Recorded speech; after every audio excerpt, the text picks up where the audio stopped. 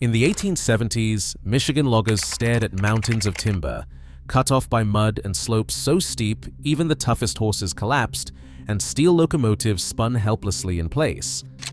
Trains that ruled the prairies slid backwards or derailed on crooked plank rails, leaving fortunes of green gold stranded in the forest. Then, out of that chaos, a machine so odd it looked like an accident showed up. The boiler slammed sideways, a drive shaft whirring like a farm Eggbeater, gears clattering where pistons should be. People said it would tip, stall, or break at the first turn. But while all else failed on a 14% slope, where most trains tap out at 3%, this slow, lopsided beast crept straight up the mountain. Why would anyone trust an engine that looked broken to haul a fortune no one else could reach? That is where the real story begins. Track gangs in the Michigan woods didn't have time for blueprints. They built railroads the way you'd throw down a corduroy road, fast, rough, and just good enough to last the season. The rails weren't set on gravel or stone. They were spiked straight onto fresh-cut logs, stumps, or whatever timber lay close at hand. Every mile was a patchwork of sap-sticky planks, bark still clinging, rails nailed down crooked as a dog's hind leg. When the spring rains came, the whole line would sink and heave. One day, a rail sat level, the next it was 3 inches higher or twisted sideways like a broken fence. The mud underneath never dried, it just swallowed the ties deeper until the iron floated on a sea of muck. Sometimes a whole stretch would vanish overnight, rails and all, sucked down by the swamp. The men who built these tracks weren't engineers. They were loggers, blacksmiths, and farmers, working by lantern light and axe. They'd drag logs into place with oxen, hack them flat with a broadaxe, and spike the rails down with whatever nails they could scrounge. Some mornings, the frost would lift a whole curve right out of the ground. By noon, the sun would melt the frost, and half the spikes would pop loose. Curves were sharper than a wagon trail, sometimes bending 90 degrees between 2 trees. Grades pitched up without warning, 6, 8, 12%, because the loggers didn't have time to cut a gentle slope. They just pointed the track at the timber and hoped for the best.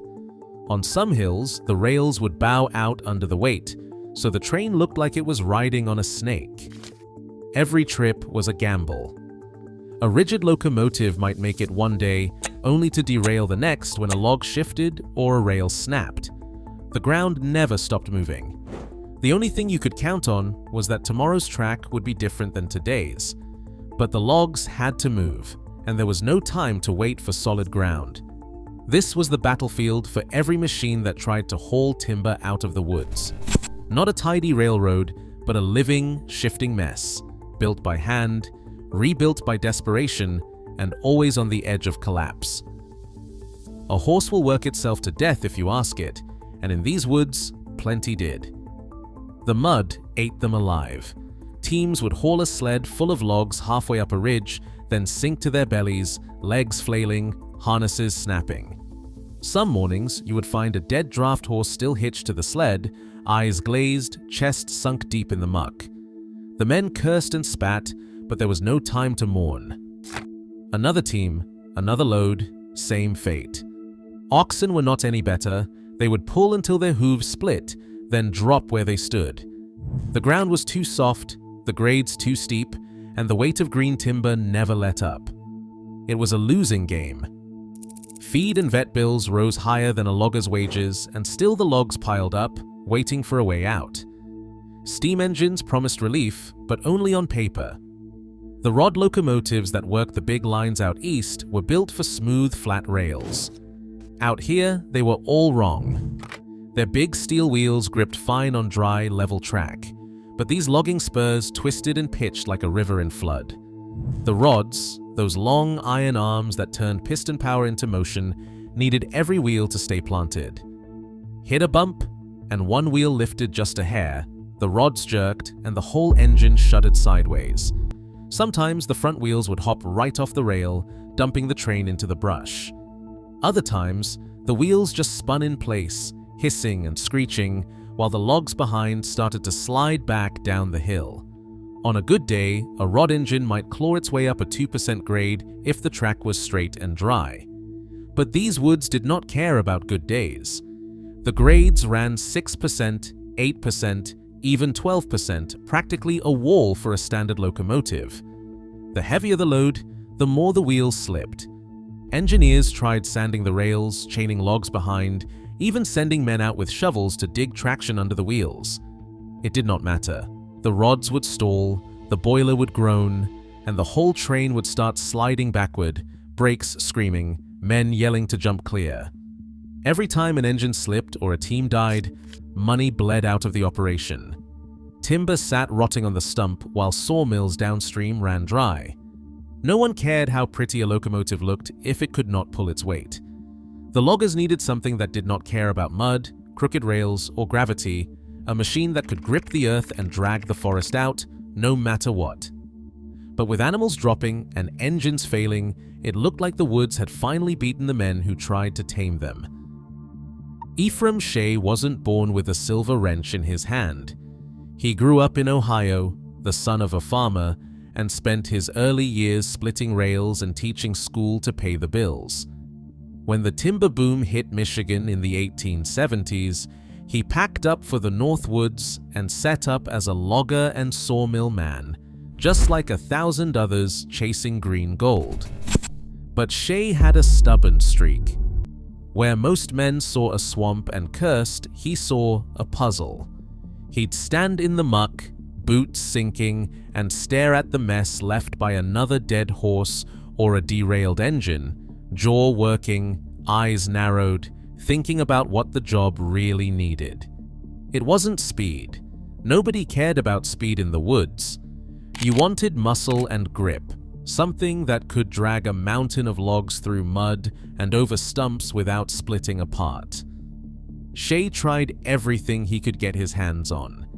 He built sleds and wagons, rigged up pulleys, even tinkered with makeshift tramways.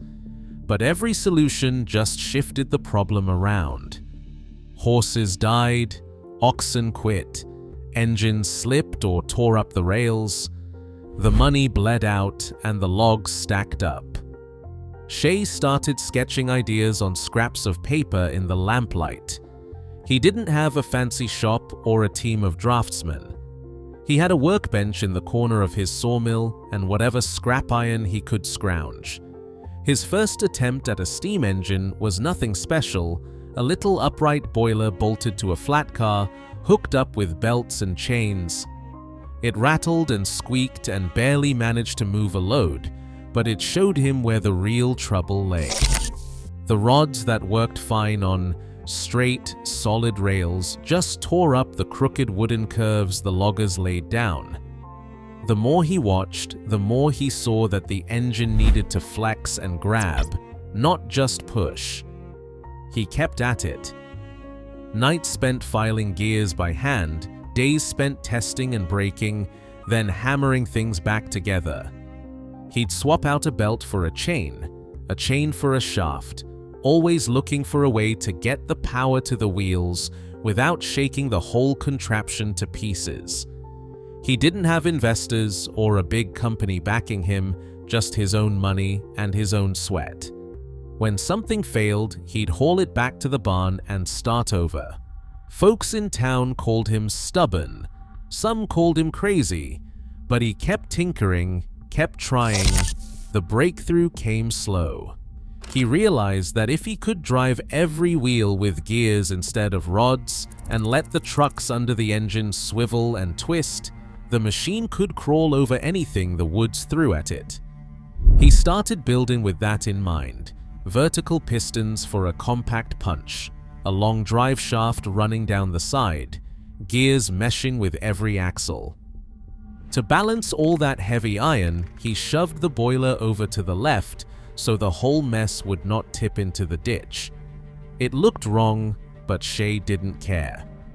He wasn't out to win any beauty contests. He was out to get the job done. There was no eureka moment, no applause from the neighbors.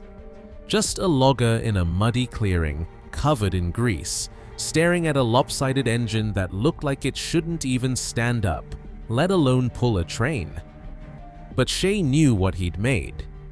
He'd built something that made sense for the woods, a machine that didn't care about pretty rails or gentle curves. It was ugly, it was slow, and it was his. That was enough. The Shay didn't just look sideways, it ran that way too. Stand in front of one and you'll see what I mean. The boiler sits off to the left, like it slid halfway off the frame. On the right, a forest of iron pipes and vertical cylinders jab up and down, hammering steam into raw muscle. It is not an accident. That lopsided look is the only reason the thing does not tip into the ditch. All the real weight, the gears, the pistons, the jackshaft, sits on the right. That jackshaft is the heart of the whole mess. Steam pushes the pistons straight up and down, like a blacksmith pounding a spike. Those pistons turn the jackshaft, a thick iron rod running the length of the engine. Instead of sending power straight to the wheels like a normal train, the Shay sends it sideways, out through a spinning drive shaft bolted to the frame. That shaft looks like it belongs under a hay wagon, not a locomotive. But it does something no rod engine can. It feeds power to every axle, all the way down the line, through a set of bevel gears that look like they belong in a sawmill. Here is why that matters.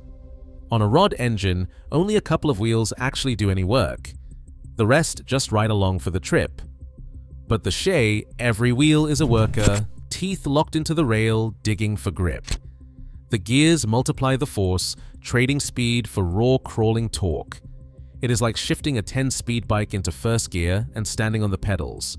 You won't win any races, but you'll haul a full log train up a muddy hill that would leave a racehorse gasping. All that iron on one side would pull a normal engine off balance. That is where the offset boiler comes in. Ephraim Shay shoved the boiler left, so the weight of the water and firebox counterbalance the gears and pistons. The center of gravity runs right down the middle, steady as a plumb line. It looks wrong, but it rides true. The first time you see a Shay crawling up a twisted logging spur, you expect it to topple over. But it just shrugs off the bumps, wheels planted, drive shaft spinning like a madman's auger. The trucks, those swiveling wheel assemblies under each end, finish the job. Instead of a rigid frame that fights every curve, the Shay's trucks pivot and flex. They soak up whatever the loggers throw at them, a rail half buried in mud, a curve so sharp you can touch the trees, a grade that climbs like a ladder. The whole machine moves like it is alive, twisting and rocking, but never letting go of the track. That is why the Shay could run where no other engine dared.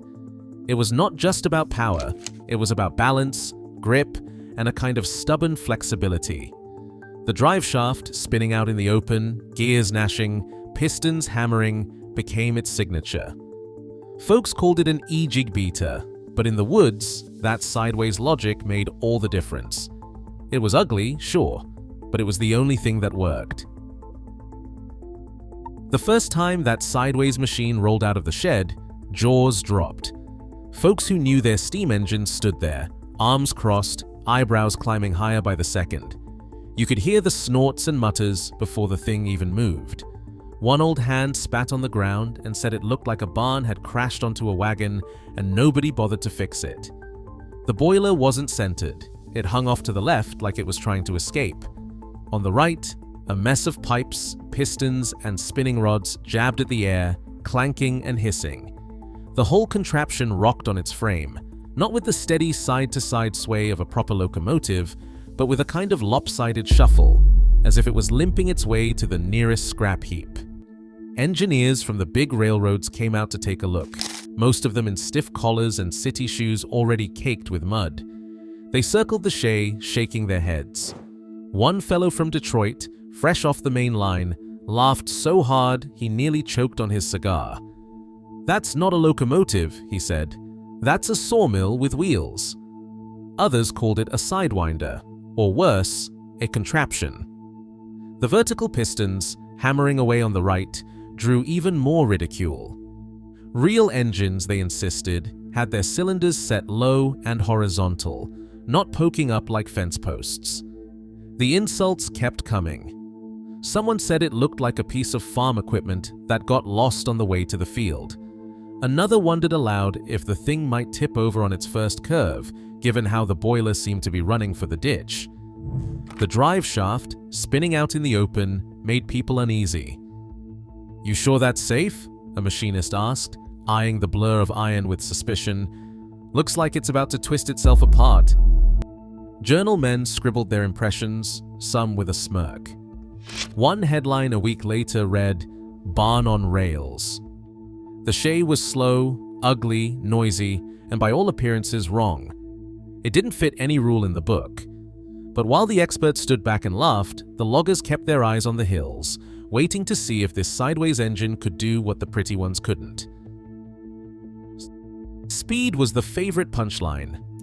Word spread quick. The Shay topped out at 12 miles an hour on a good day, maybe 15 if you lit a fire under the engineer. In an era when mainline trains could hit 40 or 50, the logging boys got saddled with a glorified wheelbarrow.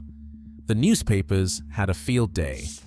One called it the slowest locomotive ever to wear a whistle. Another joked you could walk faster if you were not in a hurry. The city engineers, all starch and pocket watches, would stand by the tracks and smirk as the Shay rattled past, gears clattering and steam hissing. "Careful," one would call, "you will scare the turtles off the rails." The old rod engines, for all their failings in the woods, at least had the dignity of speed when the track was right. The Shay took that away. It did not care about looking good or running fast. It just crawled, slow and steady, like a mule with a grudge. The exhaust did not puff in dignified, measured beats. It hammered out 12 sharp chugs for every wheel turn, so fast it sounded like it was coming apart at the seams. The critics called it the Eggbeater, said it belonged in a kitchen, not on a railroad. They would cup their hands and make a racket, mimicking the rapid-fire chug as the train passed. "You sure that thing is not about to explode?" someone shouted once, loud enough for the whole crew to hear. The loggers just grinned and spat in the dirt. They had heard it all before. The taunts kept coming. "Why not just drag the logs by hand?" "Does it come with a crank so we can wind it up?" The Shay's slow crawl became a running joke in every depot from Cadillac to Manistee. But the men who worked the woods were not laughing. They knew the only thing that mattered was whether a train could make it up the next hill. And that was a test the pretty engines had not passed yet. Nobody picked the easy hills for the Shay's first test. They wanted proof, not promises. So they chose the worst spur in the woods, a logging track that clawed straight up a muddy rise, slick with last night's rain. The surveyors measured it out, 14% from bottom to top.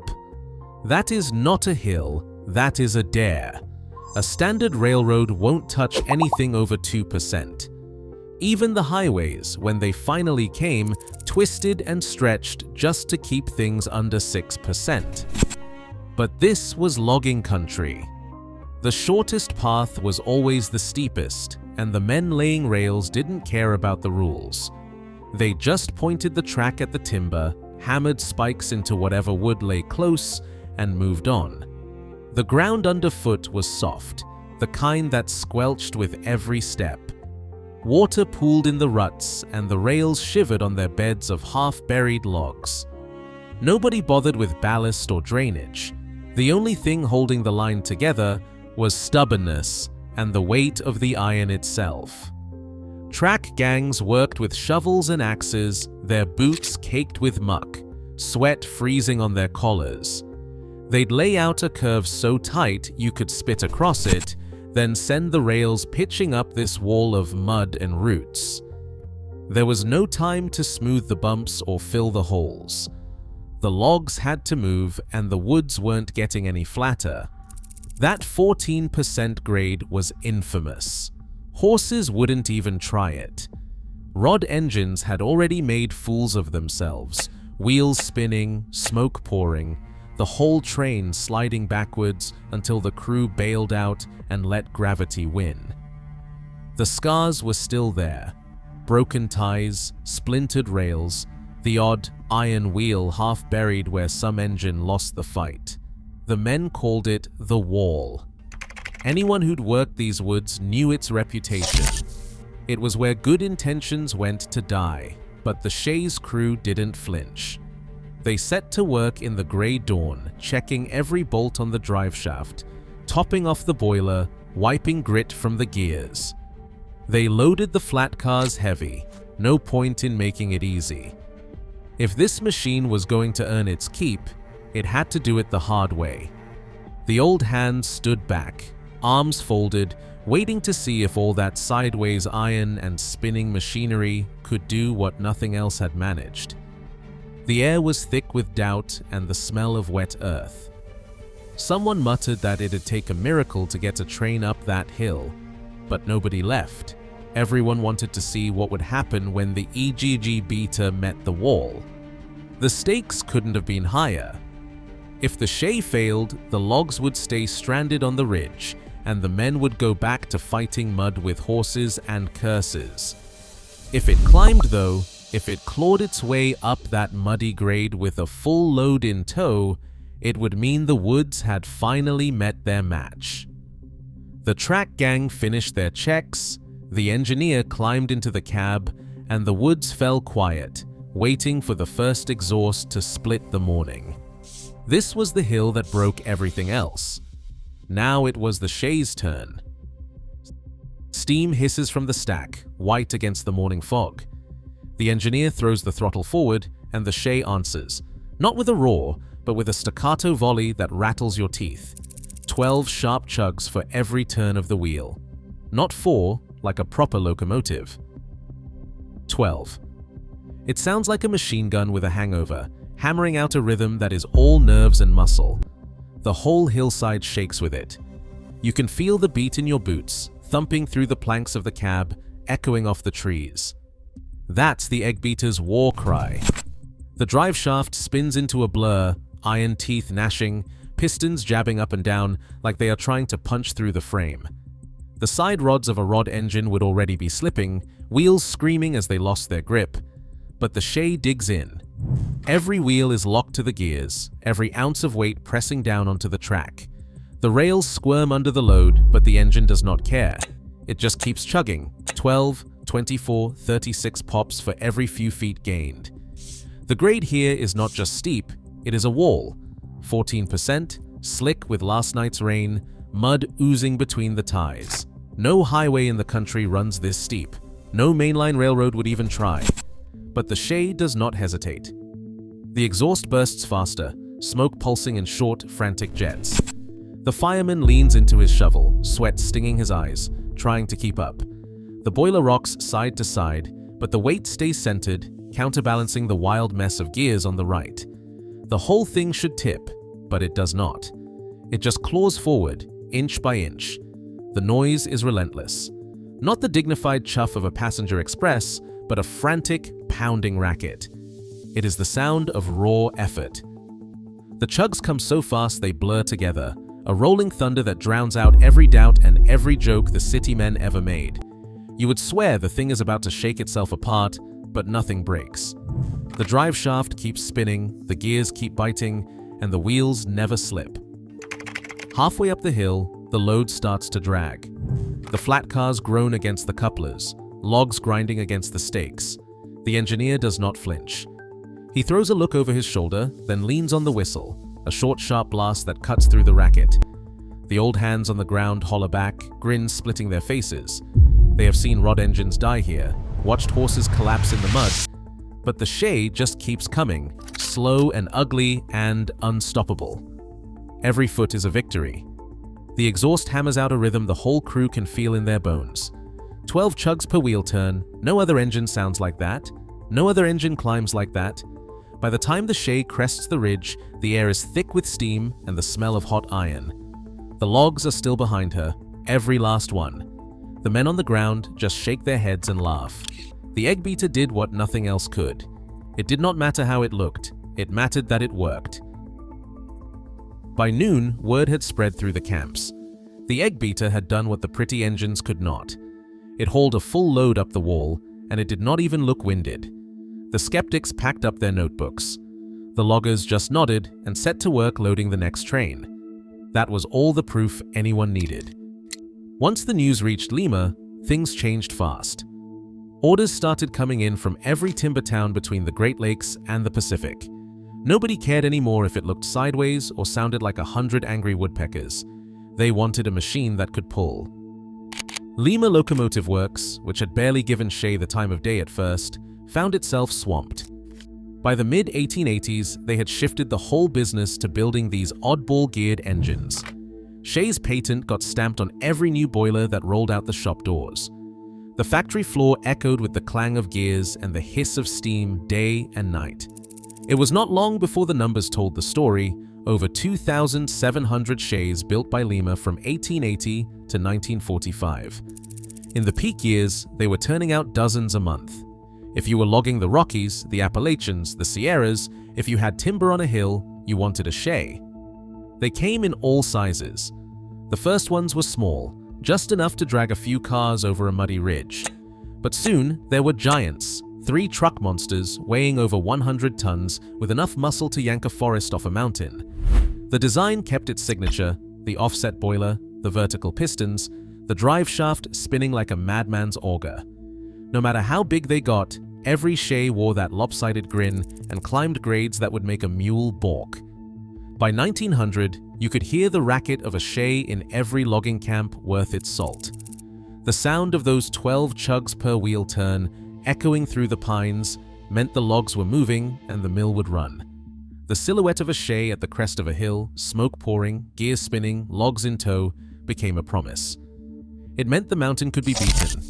The men who ran them did not care about the jokes anymore. They had seen what a sideways machine could do.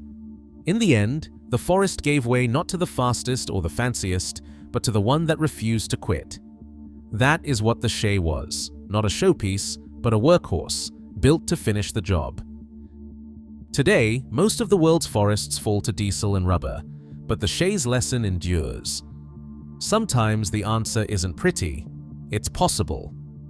In a world obsessed with speed and polish, true progress still comes from those willing to break the mold.